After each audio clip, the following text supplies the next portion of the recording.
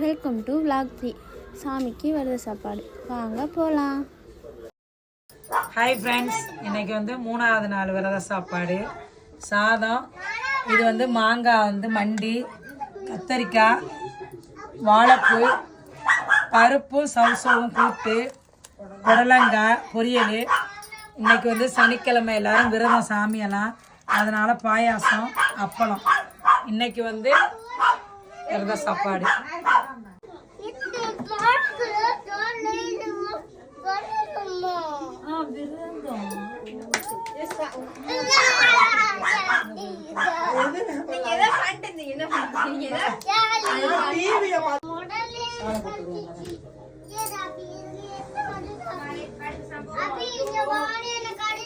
ஐயோ ஐயோ கேட்டுக்க அபி அபி அபிங்க.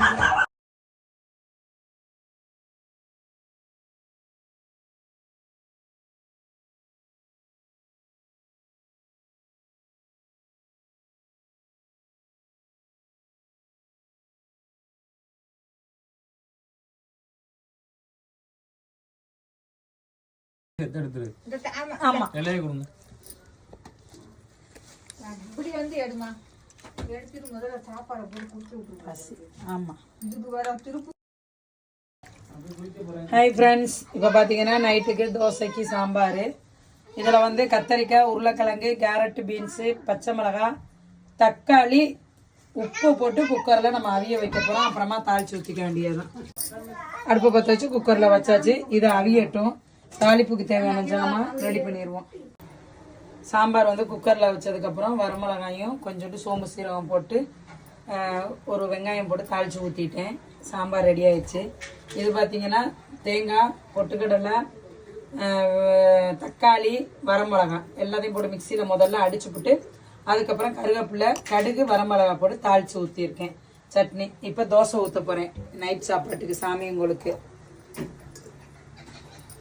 கல் சூடாகட்டும். கல் சூடாகிடுச்சு.